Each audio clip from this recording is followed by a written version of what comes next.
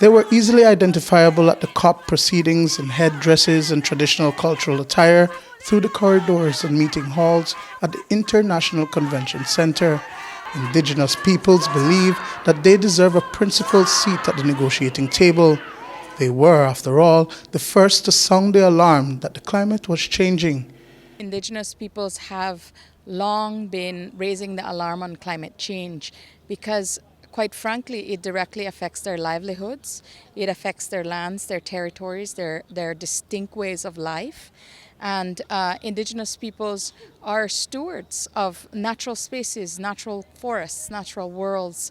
And so obviously we're the ones that would be the first to pay attention when something is changing. While there have been inroads made and a space created for their voices to be heard, are Indigenous peoples being respected enough?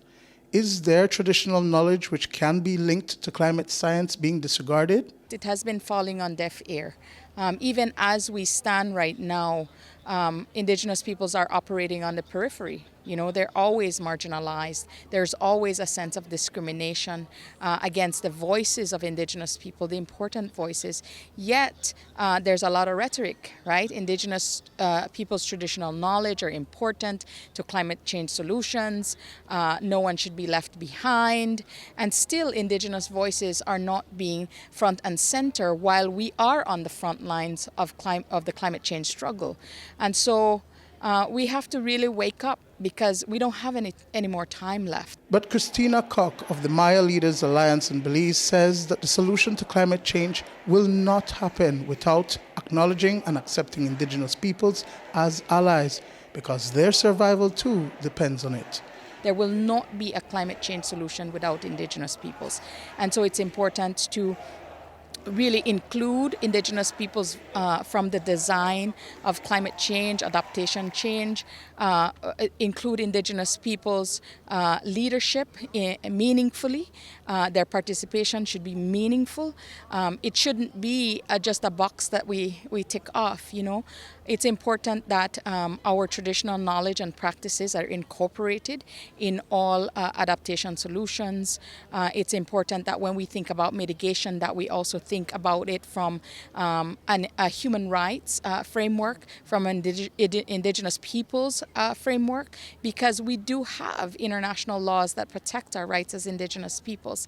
And so that has to be the basis upon which world leaders, governments, the government of Belize has to really think about its climate change approach. The Global Indigenous Peoples Caucus from the 7 regions of the world brought the largest delegation to COP27. While their contexts are diverse, as well as their realities and relationships with land and territories, there are common agendas and interests, including areas of challenges and threats. Cantuta Conte is a youth from the Aymara indigenous people of Bolivia and South America. I'm from Bolivia. I am from La Paz. I am from the Aymara community in Timusi and Tiwanaku. My parents are from there.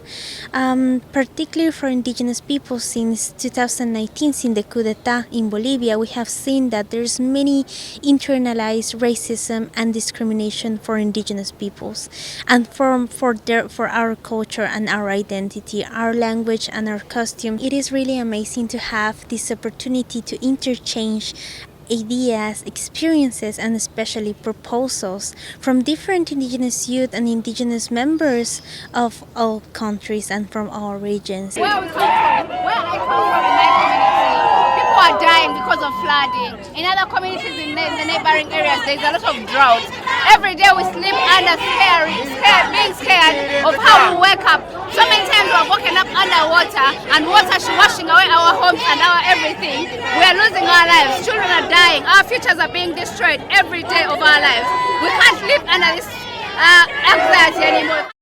They're here not because, they have 2 years, 3 years, or they can wait for COP30 to see some results. They're here because they're feeling the brunt of climate change right now. And so we join our voices. The intrinsic relationship between the land and indigenous peoples has COC calling on the government of Belize to continue to respect the rights of the Maya and Garifuna peoples. continue to respect and recognize the rights of Maya people to their lands and resources, to listen to the other indigenous groups, the Garifuna people, who are also making claims on their ancestral seas, their lands, their territories. It is in the best interests of all Belizeans to learn from indigenous traditional knowledge, to learn from the way we relate to our lands, the way we protect our lands. We're not trying to fight for land rights because we want a real estate property. We're fighting for our land tenure systems because that is what provides our way of life. That's what provides our identity. That's what helps in the struggle against climate change. And so it's important to make this connection. That connection includes the preservation of a particular way of life for a more sustainable and just future. Reporting from COP27 in Sharm el Sheikh, Egypt, Duane Moody for News 5.